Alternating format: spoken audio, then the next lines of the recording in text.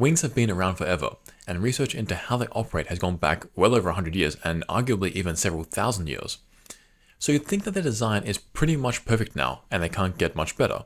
But one idea of making them better revolves around the notion of injecting more air on one side or sucking air away from the other side of the airfoil. This falls into the category of active flow control devices because you have to use energy to alter the flow. So how would this work? Well, the idea behind it is that, at least potentially, you could control the boundary layer and reduce the skin friction drag by reducing how fast the flow is moving at the wall. While that is a good idea in general, it leaves open so many possibilities. For example, how does suction on the pressure side of an airfoil affect the airfoil's performance compared to the suction side? And likewise, what happens when you blow air over it instead of sucking air away? And what happens at different Reynolds numbers? That is what we're looking at today. And to find out these answers, we're looking at this paper called Aerodynamic Effects of Uniform Blowing and Suction on a NACA 4412 airfoil. So this is open access, and you can find it in the link below. And for this podcast, we aren't doing the built-in closed captions because some of you amigos have been saying you don't really like them. So we're going to do them without them. And if you don't like not having them, let us know. If you do like not having them, let us know as well. Anyway, so now if you know about your airfoils, you would have noticed that in the title, they say NACA 4412 airfoil, which is a very common aeronautical airfoil. This is the general basis of most airliner wings, which are then built on it with other little flow control devices. So the results in this paper are highly applicable to aeronautical geometries. However, that doesn't mean that the findings are just restricted to this field because a NACA 4412 airfoil is a fairly complex one.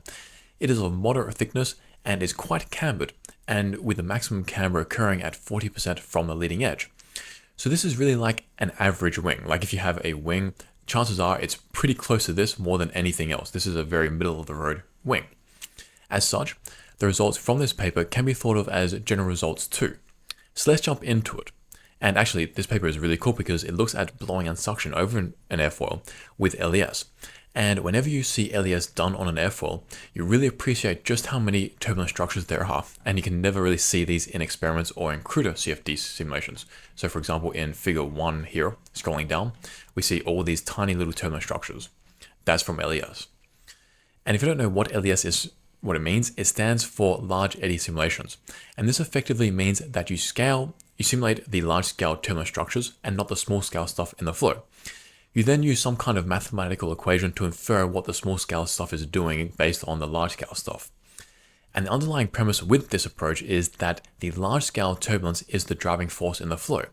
And the small scale stuff isn't nearly as important. And for the most part, this is a very good assumption. Now, the bad news is that these researchers only did LES on the NACA 4412 airfoil at a Reynolds number of 200,000. So while this isn't great in the sense that they looked at higher Reynolds numbers with the regular RANs, it is good in the sense that at a Reynolds number of 200,000, it is a very tricky simulation. In fact, in some ways, it is easier to simulate the flow over an airfoil at this Reynolds number with LES than DES, URANs, or RANs because even minor bits of turbulence can change the flow physics dramatically. So if you were to use RANs for this Reynolds number, you'd have a much harder time. And that is especially true at higher angles of attack as well, because at these angles of attack, if a laminar separation bubble forms, then it can pop suddenly and you lose a lot of lift. And just quickly, a laminar separation bubble, or LSB, is literally a bubble of air that forms over the suction side of an airfoil, and it starts while the boundary layer is still laminar. Then as the flow detaches and flows over, the bubble forms, and it then transitions to turbulence as it is over the bubble, and then the flow reattaches as the turbulent boundary layer already. So there is a lot going on in that region, which is why we have a high fidelity CFD model approach is usually a lot easier to then replicate what is happening more accurately. If you were to use a RANs or URANs, you're relying on turbulence models which are not very accurate to begin with. So LES is a massive step up. Now for this simulation though, the authors also simulated this airfoil at a 5-degree angle of attack, which is a little bit high for an airplane in cruise, but well below the stall angle of attack of this NACA 4412 airfoil. And at this Reynolds number of 200,000, the stall starts at about 9 degrees and then it finishes stalling at around 18 degrees. So it's a fairly gradual stall.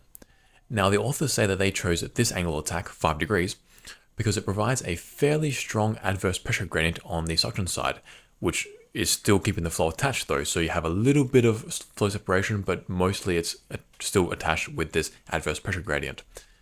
So how does blowing affect these airfoils then? So the authors say that between 0.1% and 0.2% of the incoming flow were tested during the blowing, and that blowing occurred from 10% of the leading edge to 86% of the leading edge. So it's about the middle half of the airfoil section. This yellow line in these figures are where the blowing or the suction is occurring. And table 1 summates these values as well as the other configurations that they tested, which include the uniform suction over the exact same area. So UB means upper bound, blowing, US means suction. And so they tested blowing, suction on the upper surface, as well as in F, G, and H, blowing on the undersurface. Now, they only decided to do configurations of G and H, which are only blowing on the underside, because they saw that for F, which was the blowing on the underside and suction on the upper side, that the blowing had a very beneficial effect. So they wanted to see how beneficial it was just with blowing and no suction on the suction surface. Now, in figure 1, we see the vortices and the isosurfaces of these as computed by the lambda 2 criterion for where there is blowing. And that's the top figure. And then there is suction on the upper surface in the bottom figure. And just quickly, the lambda 2 criterion is a way of robustly determining if a vortex is present or not. And in this figure, to begin with, there doesn't seem to be too much of a difference between the blowing on the top surface for the top figure here, and then the suction for the bottom figure here. The flow is pretty equally red at least near the start, but then as we go further down, the more the flow changes, and you can see that at the trailing edge, for the blowing case at least, the boundary layer is definitely thicker, and we see that at the wall the velocity is much lower, it's much bluer, whereas for the suction surface, the suction side, for the sucking bit, we have a bit more of a cyan color. So that is good and bad, because a slower flow will lead to less skin friction drag because there is a lower wall shear stress, but it also becomes much more prone to stalling because there's less energy in the flow. And in fact here, you could argue that this airfoil is on the brink of stalling because of this dark blue region here. This actually equates to minus 0.2, the velocity, which means that the velocity is negative, so the flow has been reversed, and that is a precursor to stall. So we're in a very delicate position here. On the other hand, for the bottom figure, we have suction here. The boundary layer is far thinner at the trailing edge, and the velocity is higher. That leads to higher skin friction drag, but it also makes the boundary layer much more robust to stalling. So you could push this airfoil to higher angles of attack and not get stalled compared to the upper surface, the upper figure here. But anyway, that was just a sneak peek of the results that the authors will give. They just wanted us to get giddy for what's to come. Let's cover now the method to the CFD. So there are quite a few technical pieces of information here, which is good. But one thing I want to just cover is that they say that for the Navier-Stokes equations, they used explicit third-order extrapolation for nonlinear terms. And they also did that for the viscous term. Now, the reason why they used a third-order term is that it will generally provide a more accurate result than the lower order terms, so second order or first order. That's because you are using more information from upstream of the cell that you are currently calculating. Instead of using just 1 or 2 cells, you're using now 3 cells upstream to get that information to your cell and calculating from there. So what that means is that you are getting all this information, and you just means it's going to be more accurate. In addition to that, a higher order approach will result in less dissipation because values from higher upstream will still be influencing your result. So in a nutshell, third order approaches are more accurate, but they take longer to solve and are less stable because everything is more connected. Now, the airfoil was 2 chords from the inlet and 3 chords from the outlet for the LES simulation. And that's okay because, the flow over the airfoil is expected to be attached. You could argue that you need much greater distances to reduce the inlet and outlet effects of the airfoil, and that is valid, but I'm not sure if they had the computational resources to do so here. As I mentioned earlier, they used LES for this one particular Reynolds number of 200,000, but they wanted to test higher Reynolds numbers as well, and to do that, they used RANS with a K-omega SST terminus model, which is decent. And now for these RANS simulations, that's when they went all out with their domain and had to extend 200 chords upstream, 200 chords downstream, and actually 200 chords up and down as well. So this definitely seems like the LES domain, they simply didn't have the resources to extend their domain past the 2 or 3 chords anyway. So from a proof of concept idea, I don't think that a smaller domain is that big a deal, especially considering that we saw in figure 1 that blowing and suction had very large effects on the airfoil's performance. So these results are very big, so I think the small domain isn't too much of an issue. Now, for the blowing and suction, they simply specified a region on this airfoil, as I mentioned, and this is the yellow line here. For this yellow region, they then imposed a boundary condition for the suction or blowing. So in terms of this ideal case versus practice, the results might be a little different because here you get a 100% uniform blowing or suction over this surface, as the paper says. But in practice, you need some holes or some kind of opening to have blowing or sucking happening. That then leads to some non-uniformity in practice. So in order to push this boundary layer to more turbulent, they tripped the boundary layer through a localized body force for the LES. So what that means is that they added an artificial force over both the pressure and the suction surfaces at 10% from the leading edge, so this red line here. And then they started blowing and sucking after that. Now, to simulate the CFD, it took 1 million CPU hours for each configuration of the LES, which, assuming they used about 2,000 cores, that means each simulation took about 20 days to run for the LES. That's very intense. Now, for the RAN simulations, they simulated a number of different Reynolds numbers from 200,000 to 10 million to see how the pressure and coefficient drag coefficients and their components of the total drag changed with Reynolds number.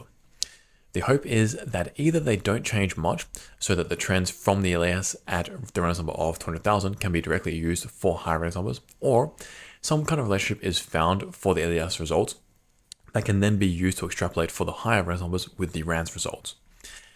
That is also in part why they wanted to trip the boundary layer, so you have less of a Reynolds number effect happening. So for RANs, they used the KMEG SSD terminus model, which is good, and they used the simple foam solver in OpenFoam, which is just a basic run-of-the-mill incompressible RANs solver.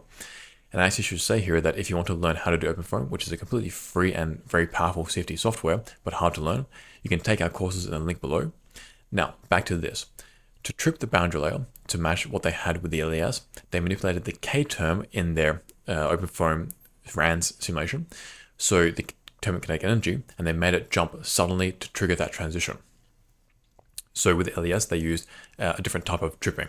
They say that this method of tripping with the K term being manipulated in the boundary layer is actually more like inducing something called bypass transition, which is a way in which the boundary layers can transition. So let me explain what this means. What happens is that the boundary layer is going about on its merry way, it's laminar, and then all of a sudden there is a bunch of turbulence, and that turbulence is so great that it makes the boundary layer transition immediately. This way of transitioning is different to other general ways which are more gradual. Either way, the authors say that this way of inducing transition gave the researchers shear stress coefficients, a shear stress curve, equivalent to the tripping of the boundary layer they used for the LES. Now, moving on to the mesh, they had a boundary layer mesh, which gave a Y plus value less than 1 over the Airfoil, which is really good. They also had an expansion rate of 1.1, which is pretty standard, so it's all good there. But from here, we don't have much more information. We don't get to see their mesh. They say that it was a structured C mesh, which should be fine. What that means is that the inlet is curved, and then the mesh coming out of the airfoil will have a thin refinement zone behind the airfoil's trailing edge.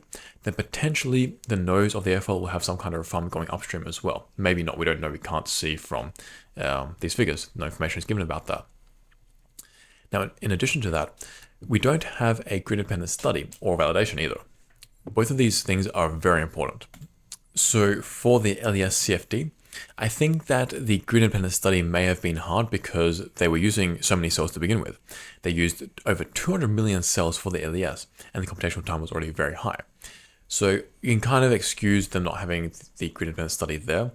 But for the RANS case, I don't see why you wouldn't have some kind of grid-independent study. It would be very doable. In addition to that, without validation, it's really hard to gauge exactly how accurate the results are. I mean, if it is very likely that the LES is very accurate because it is so high fidelity, but having validation data would have had some kind of insurance so it would know that there weren't any mistakes in the setup. So for example, having forces or boundary layer profiles would be very reassuring, but now we have nothing. So I would be very inclined to say that this study is highly accurate, like a 9 out of 10, but I really don't know because of the lack of information. So let's continue from here tentatively and keep in mind that in all likelihood, the CFD is good, but there is an outside chance that it isn't because maybe a mistake was made, I don't know. Anyway, Let's move on to the effects that the blowing and suction had on the skin friction drag coefficient. Now in figure 1, we see the effects going along the airfoil's chord, and just to explain, so figure 2, let's go down to figure 2 instead of seeing figure 1 already, don't want to see that again. So in figure 2, we see these two graphs, and let's explain what's happening here. So the x-axis is the distance going along the airfoil, with 0 meaning the leading edge and 1.0 meaning the trailing edge. The y-axis is the skin friction coefficient, where lower is better in terms of drag. The left figure is for the suction side, and the right figure is for the pressure side. Immediately, it is clear that blowing reduces the skin friction coefficient. Both for the suction and pressure sides, there is a clear trend there.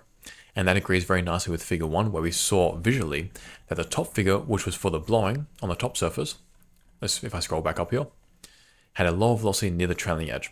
And if there was a suction over the airfoil, so that all agrees. And it isn't surprising, because if you suck some of the boundary layer away, you make it thinner, so you have a faster flow near the wall. That results in greater shear stresses and skin friction drag, so that agrees with this figure here. In terms of the quantitative effect blowing has compared to suction, for the left figure in figure 2, we see reductions in the skin friction drag coefficient, like 50% at some points. So for the right figure, we don't see as large reductions, but that is partly because there was only blowing present, and for the underside, there isn't as thick a boundary layer there without the blowing anyway. So that is partly because the adverse pressure gradient underneath isn't as great for the airfoils as on top, so the flow isn't decelerating as much. So these results are making a lot of sense. Now in figure 4, we see the overall effect of the blowing and suction on the total drag and the lift and the drag. So the left plot here is the drag coefficient, which is then also broken into the skin friction and pressure drags. The right plot is the drag polar plot. So we have all these cases here from A to H. Let's jump back to table 1 to remind ourselves what these different letters refer to in terms of the configurations for the airfoils. So A is for the regular wing with no blowing or suction over either surface. B and C are for when you have blowing over the upper surface, and C is just doubling the blowing of B, so double the strength. Then D and E is when you have suction over the upper surface, and E is twice the suction of D.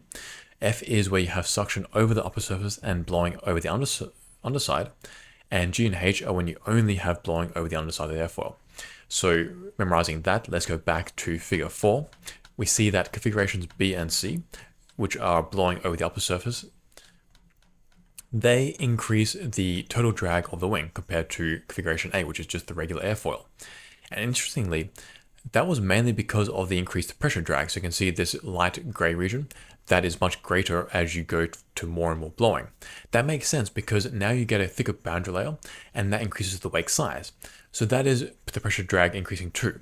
On the other hand, blowing reduces the skin friction drag, which makes sense as well because you have a thicker boundary layer, a lower shear stress in the wall, and that's a reduced drag for the skin friction there.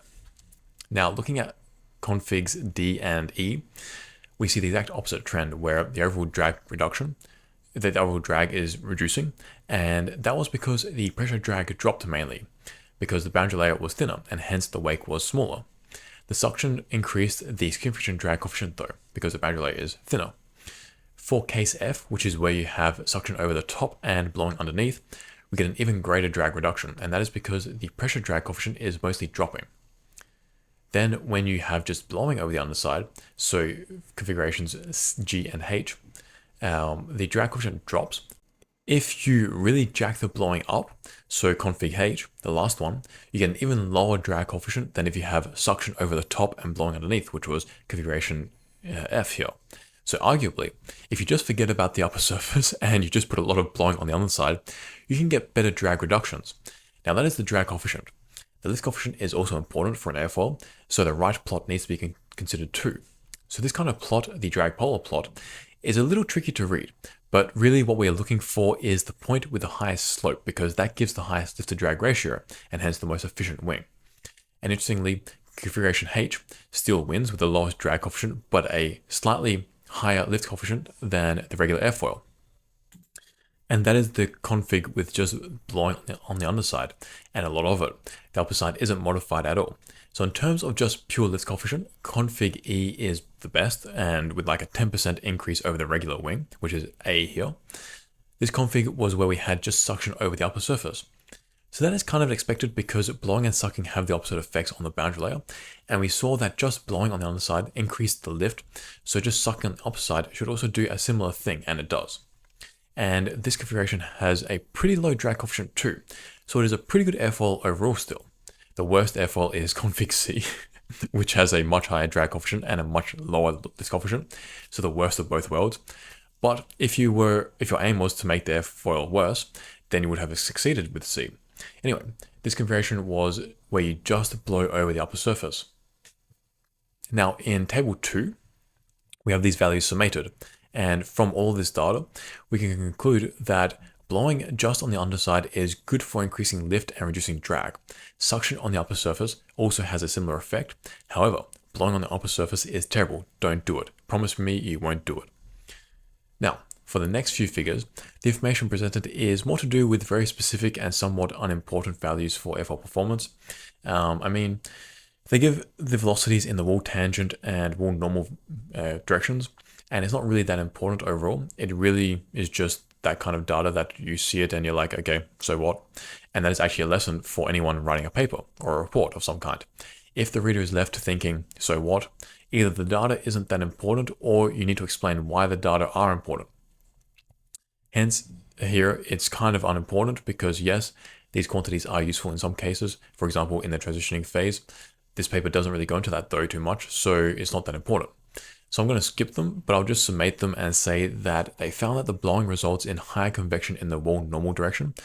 So what that means is that mixing is greater in the wall normal direction and suction reduces this convection.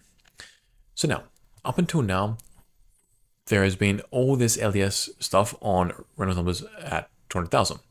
What happens at different Reynolds numbers? There is an interesting question here because they trip the boundary layer to make it act like a higher Reynolds number boundary layer. So it will be interesting to see what happens at higher Reynolds numbers now. Will the results differ? If so, then the trip may not have worked. So to look at higher Reynolds numbers, the researchers used RAND's CFD. So one major reason why they didn't use LES at really high Reynolds numbers is that they would have had needed even more cells because smaller vortices would have significant energy to resolve. In figure 8, we see this figure 9 here, we see the skin friction drag coefficient at a Reynolds number of 200,000 on the left and 400,000 on the right. The black line is the RANS results and the gray dots are the LES results. The x-axis is for the distance from the leading edge of the airfoil all the way to the trailing edge. For both of these plots, we see pretty good agreement between the LES and the RANS. There are some inflections that aren't captured completely by the RANS, but the major difference occurs at 10% from the leading edge, which is where the boundary layer trip occurred. So that is likely more to do with just the different approaches that they had with the LES and LES and RANS boundary layer tripping. Remember, for the LES, they used an artificial body force, while for the RANS, they jacked up the thermokinetic energy at this point to induce transition. So overall, the data matches pretty well because the LES is mostly the same as the RANS past this boundary layer tripping point. Now in table 3, we get even more information to compare, not just the skin friction coefficient. In this table, we have from left to right, the skin friction, the lift, the skin friction drag coefficient, the pressure drag coefficient, the drag coefficient, and then the lift to drag ratio. It's funny actually because if you look at the drag coefficient in the fourth column, the RANS CFD differs by a certain amount to the LES results, either 9% or 3%. But when you look at the components of the drag coefficient, so the skin friction drag and the pressure drag coefficients, they differ by different amounts. So for example, for a Reynolds number of 200,000, the overall RANS drag coefficient differs by 9%, but the skin friction is 12% different and the pressure drag is 5% different. So what this tells us is that the flow physics is a little bit off. And judging by these values, I would probably say that the boundary layer is probably thicker for the RANS airfoil than the LES airfoil. Alternatively, perhaps it is more laminar. That would also result in these changes we are seeing. As for the lift coefficient, it is pretty good. In fact, it is only off by 2% for both the 200,000 and 400,000 Reynolds numbers. So I'm really impressed with that. What all this information tells us is that generally, the results are the same, but there are some minor differences. As such, we could probably only trust the larger changes really. And these differences could very well be because of a mesh independent study. It wasn't done for the RAND, so we don't know if the mesh was independent or not, or whether a finer mesh would have been better if this mesh was too coarse here. The problem is we simply don't know here. But let's move to figure 10 now, because we do get some interesting results here. And I think the differences are large enough that we can trust some of them at least. So in figure 10, for the left figure, we see the total drag coefficient, the friction drag coefficient, and the pressure drag coefficient for different Reynolds numbers going from 200,000 up to 10 million. Unfortunately, they don't give any results about blowing and suction, so this is just general information about how an airfoil works at different Reynolds numbers. What we can see is that as the Reynolds number increases, the drag coefficient drops. That makes a lot of sense because there will be less wake at this angle of attack. Remember that this is at 5 degrees, and even at this relatively low angle of attack, the flow at the trailing edge will at the very least be very sluggish and even separate a little bit. So having a faster moving flow results in more energy to make it faster there, hence a smaller wake. Interestingly, both the skin friction and pressure drags drop. As for how much of the overall drag coefficient these two components make up, the right figure shows the breakdown in terms of the percentage. Here we can see that as the Reynolds number increases, the skin friction makes up a greater and greater percentage of the overall drag. It makes up like over 60%.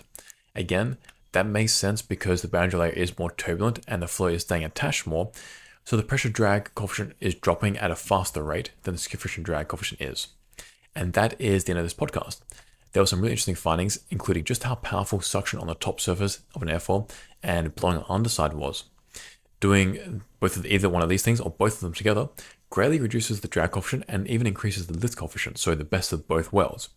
And finally, if you want to learn OpenFOAM, which is what this RAND was done with, check out our courses in the link below. And if you're doing aerodynamic experiments, then check out the Atmosphere Hall link below because it shows how most aerodynamic experiments have a 2 to 4% error in them, and the researchers don't even know about it. It also goes through how to fix this problem. And if you like this podcast, hit the like and subscribe buttons, and we'll see you on. Peace, amigos.